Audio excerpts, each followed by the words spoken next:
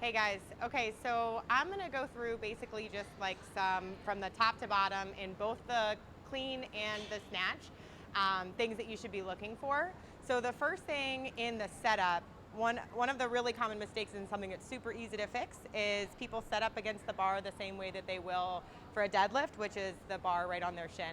So we wanna see the setup. The way that I tell lifters is you should look down and see the bar crossing over like your big toe knuckle.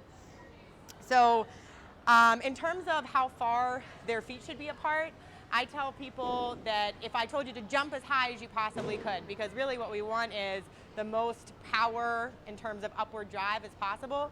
So if you wanted to jump as high as you possibly could, where would your feet be? And that's where their feet should be for both the snatch and the clean and jerk.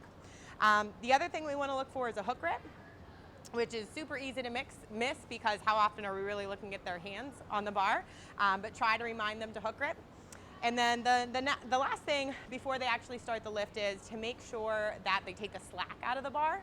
So that means whenever the lift starts, they shouldn't just be ripping that bar off the floor. Their lat should be engaged, and you should actually hear like a tiny little click when you take the slack out of the bar. So the cue that I like to use for that is I tell the lifters to try to bend the bar. Now obviously they're not gonna be able to, but try to bend the bar like this, and that'll get their lats engaged and pull their shoulders kind of back and down. So that's proper setup for both snatch and clean and jerk. The first pull that we're looking for, let's talk snatch now. So the first pull that we're looking for is we're trying to see the bar and their hips rise at the same rate and the knees sweep back. So at the knee, and the position that we use at the knee should be technically right above the knee. At the knee, what we should see is as much as their lever lengths allow for their shoulders, bar and knee and feet to be in line. So that's what we're looking for.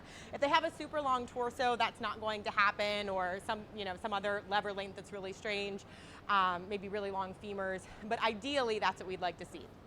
And we'd like to see vertical shins in that position.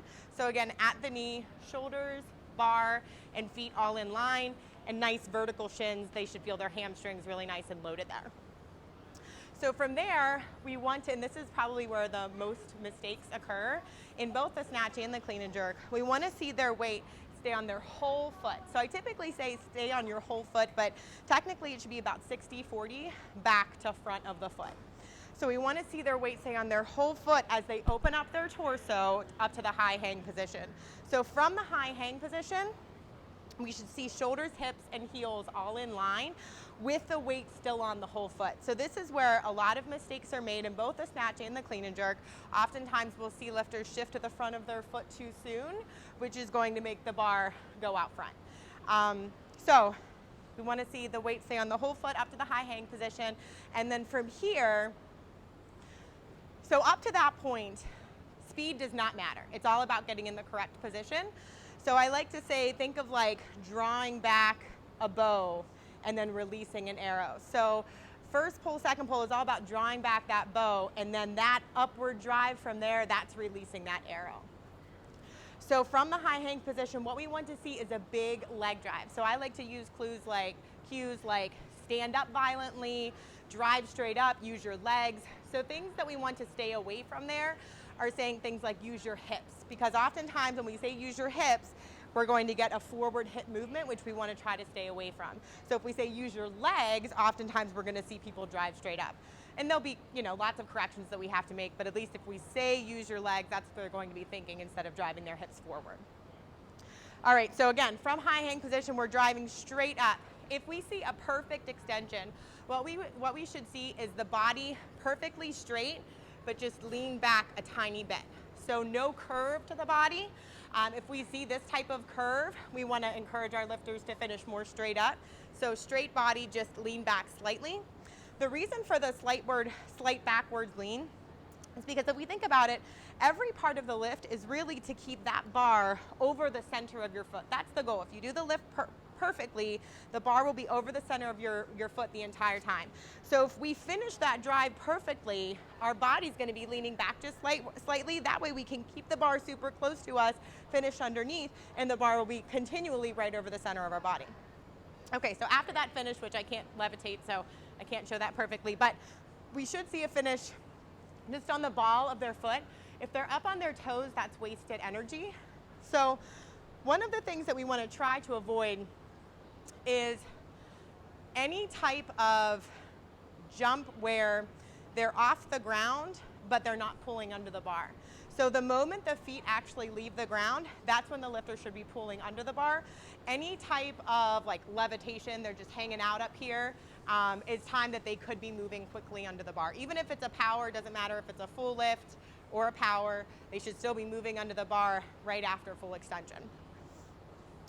Okay, so full extension, and then what we want to encourage is aggressive pull under the bar. So things to avoid, unless there's a really particular reason with a certain lifter that we want to use things like high pulls, you want to really encourage them to, the moment their arms start to move, that they should be aggressively pulling under the bar. So we'll talk about this in warm-ups later, but basically after that full extension, we just want to encourage arm movement while pulling underneath the bar. So there's a couple of different things that you can use in order to get your lifters to start to do that. One of the things that I like to use is something called a panda pull. So instead of a high pull where the lifter's doing something like this, a panda pull would be full extension and then a pull under the bar. So that's going to help your lifters get that movement pattern of full extension right to aggressive pull under the bar. All right, so after full extension, we want to see aggressive arm pull and aggressive pull under the bar. So we'll finish like this, and then of course with the clean, we'll finish like this, wrapping our elbows quickly. That's about it in terms of what we want to see for the full lift. Again, cues to avoid would be use your hips, replace that with use your legs. And we especially want to avoid showing movements like this or like this, and we want to replace that with things like this, because that'll get the full extension and then aggressive pull under instead of hanging out up here for too long. All right, good luck.